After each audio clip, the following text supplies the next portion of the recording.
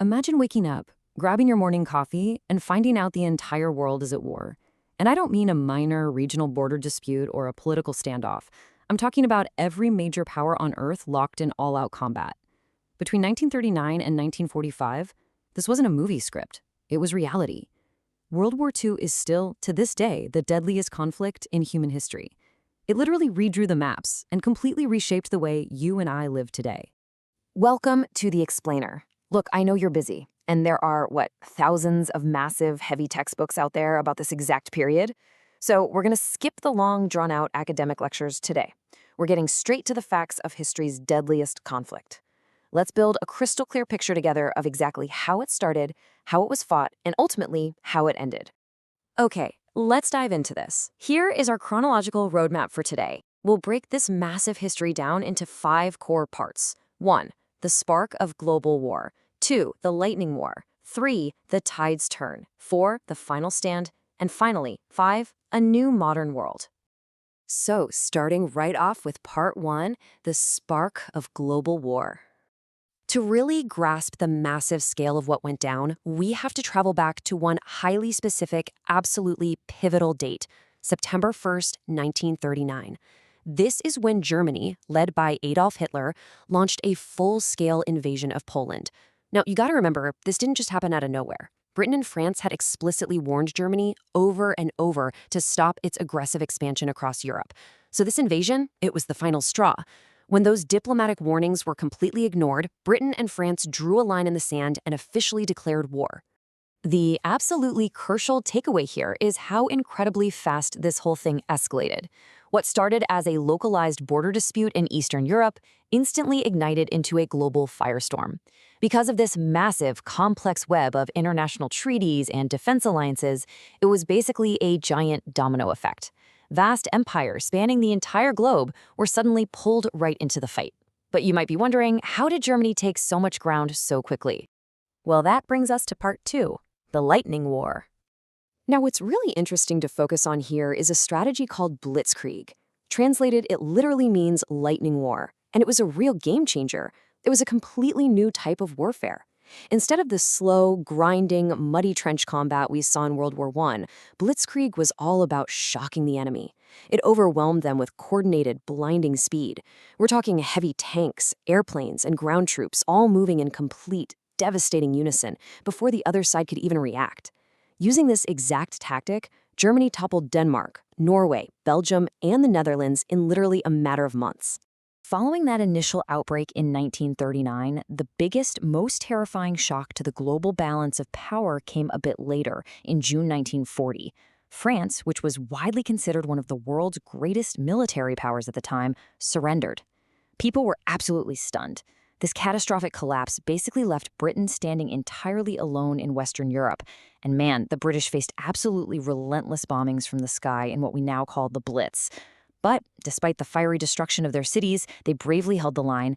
Which brings us to part 3, the tides turn. So while Britain is fiercely holding that defensive line, 2 colossal turning points happened almost at the exact same time, on totally opposite sides of the world. First, on December 7th, 1941, Japan launched a surprise attack on the U.S. naval base at Pearl Harbor. This instantly dragged the immense, untapped industrial might of the United States fully into the fight in the Pacific. And meanwhile, over in Europe, Germany made a massive, critical, strategic error. They broke their own non-aggression pact and invaded the Soviet Union, ripping wide open the Eastern Front. Talk about fighting a war on 2 fronts. That invasion of the Soviet Union led directly into the absolute bloodiest theater of the entire war. The key moment you really need to know about is the Battle of Stalingrad. After countless months of just grueling, brutal urban combat, the Soviets finally managed to halt the German advance. Actually, scratch that. It was more than just a halt. From this decisive moment forward, the seemingly unstoppable German army was fundamentally broken, and they were forced into this continuous, bleeding retreat all the way back across the Eastern Front. So, with the U.S. now fully in the mix, and that massive turning point in the East, the Allies, led by the combined forces of the US, the UK, and the Soviet Union, really began coordinating their momentum. By 1943, they successfully pushed Axis forces out of North Africa and went right ahead and invaded Italy. And all of this hard-fought momentum, it culminated on June 6, 1944, D-Day. Allied troops stormed the heavily fortified beaches of Normandy, France. It was the absolute largest sea-to-land invasion ever attempted in human history. They broke the German defenses and began their final, relentless march toward Berlin. Moving right along to Part 4, the final stand. Let's see how this all builds to the ultimate climax. With the Allies breaking through in France and the Soviets pushing fiercely from Russia, the German war machine was facing its inevitable collapse.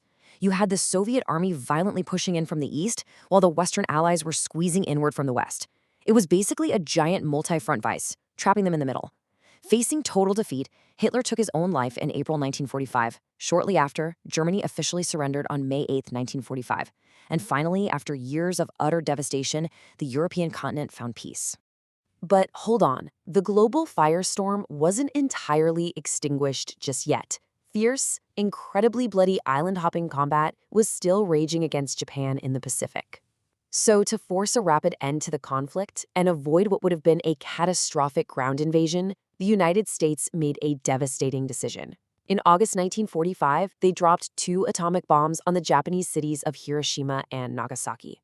It was the terrifying, unbelievable introduction of a completely new kind of weapon. Facing absolute, total destruction, Japan officially surrendered on September 2, 1945. And with that, 6 brutal years of global conflict finally came to a close. And that leads us to our final section, Part 5, A New Modern World. And this brilliantly illustrates the real so what of it all. Why does all of this matter to you and me today? Well, because World War II didn't just end and fade into the history books. It completely rebooted the globe. I mean, the sheer unimaginable devastation forced the creation of the United Nations, an international body designed specifically to make sure a conflict like this never happens again. It also instantly sparked the Cold War, setting the US and the Soviet Union against each other as the new global superpowers. Plus, out of the sheer desperate necessity of wartime survival came incredible leaps in modern technology and medicine, things that literally formed the very foundation of the modern society we live in right now. So, as we wrap up, I want to leave you with this question to ponder. What happens when the world loses its way? And what happens when we stand together to find it again? You know, history isn't just a boring list of dates and battles you have to memorize. It's the living timeline of our evolution. Thank you so much for joining me for this explainer today. Keep asking questions, keep exploring our past to better understand our present, and I'll catch you in the next